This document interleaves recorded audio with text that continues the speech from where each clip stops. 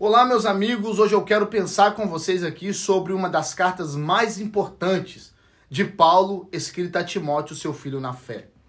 Timóteo significa honrado.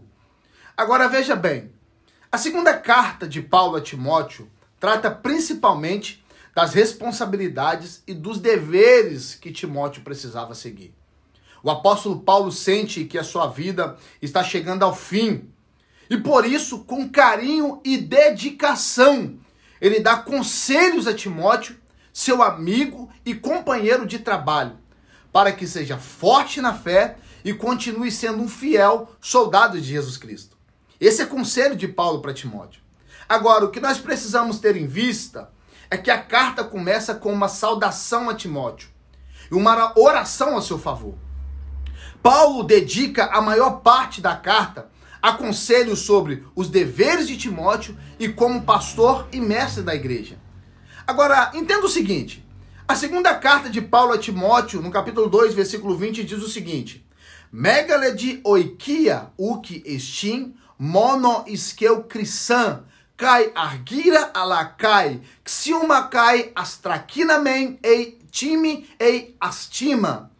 Paulo vai dizer o seguinte: ora, numa grande casa, não somente há vasos de ouro e de prata, mas também de pau e de barro, uns para honra e outros para desonra. No grego, nós temos pelo menos uma palavra para definir tudo isso. A palavra eskeus, que indica especificamente vaso de várias espécies, feito de muitos materiais diversos usados para o mais diferente serviço existente naquela época. Agora vejamos. Existem pelo menos 4 tipos de vaso que o apóstolo Paulo define no capítulo 2, versículo 20. Por exemplo, existe vaso de ouro, o vaso de prata, o vaso de madeira e o vaso de barro. Nós temos pelo menos 4 palavras no grego para definir a palavra eskeus. Como, por exemplo, nós temos o krisan, que significa ouro. Nós temos argira, que significa prata. Nós temos xiuma, que significa madeira. E ostrakina, que significa barro. O krisan, vamos dizer, e a argira eram utensílios próprios para conter óleos preciosos. Olha o que Paulo está dizendo para Timóteo.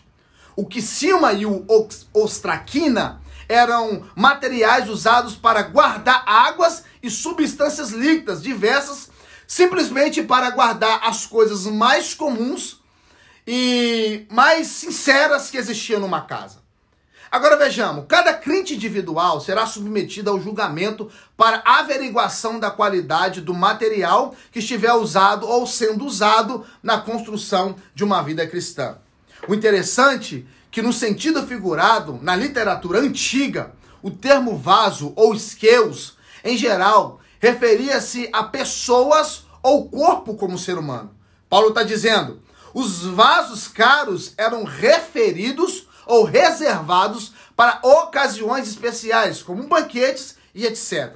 Agora, os vasos mais baratos eram descartados nos círculos judaicos, quebrado caso não se tornassem impuros. Agora, uma coisa nós precisamos entender aqui. Por outro lado, os vasos importantes costumavam ser purificados, isto é, limpos, seja de sujeira, no sentido ritual ou religioso da impureza.